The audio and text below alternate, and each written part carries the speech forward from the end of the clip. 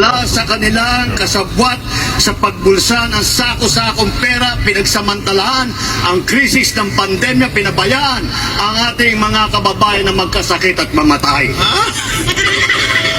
Tangina, ang galing! Tangina, ang galing talaga ni Bongbong.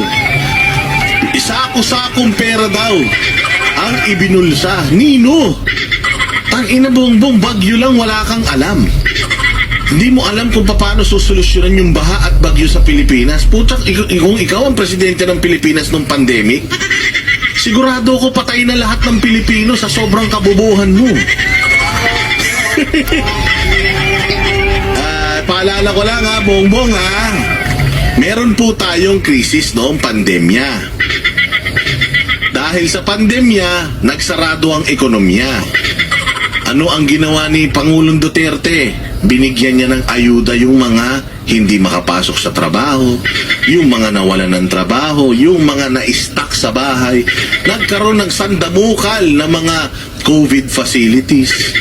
Nabayaran ng PhilHealth lahat ng mga nasa ospital na nagka-COVID. Maraming namatay, putang ina ka. Buong mundo maraming namatay, Bongbong. Hindi lang sa Pilipinas. Kung makapagsalita ka, kala mo naman sa Pilipinas lang marami namatay. Punta ka sa India, punta ka sa Spain, pumunta ka sa Japan, ang dami ding namatay dyan sa Singapore.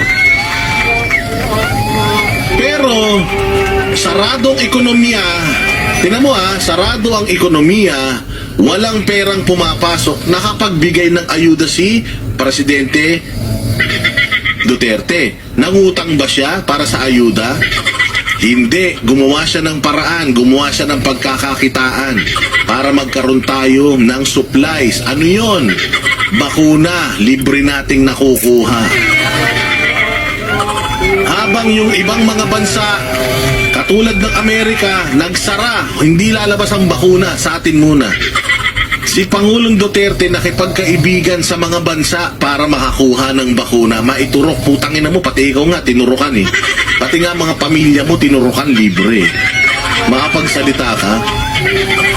Nagbibigay pa ng ayuda, wala nang perang pumapasok, nagbibigay pa ng ayuda si Duterte noon. First tranche, second tranche, third, tatlong tranche. Putya yan, halos 3 taon. Nasarado ekonomiya. O ngayon, binuksan na ekonomiya. Binuksan na ekonomiya. Nung ikaw naging presidente, open na lahat.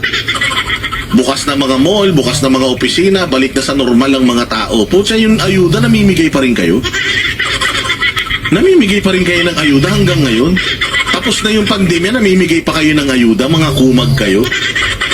Yun ang corruption. Paano mo sasabihin corrupt? Noong panahon ni Pangulong Duterte, tinaas ang sweldo ng pulis, tinaas ang sweldo ng sundalo. Namimigay pa ng ayuda. 10 taon yung passport, 10 taon yung lisensya. Yan ang presidente may nagawa. Nung binulsa yung sako-sako. Tangina, kung titingnan nyo yung mga relos ninyo, walang ganyang relos ang mga Duterte. Kung titingnan ninyo yung luho ninyo, walang ganyang luho ang mga Duterte. Pucha, ang sasakyan mo may back.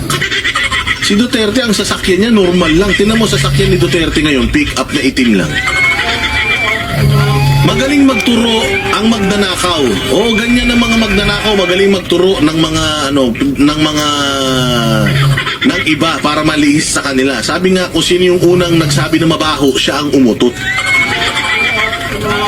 Ano pa?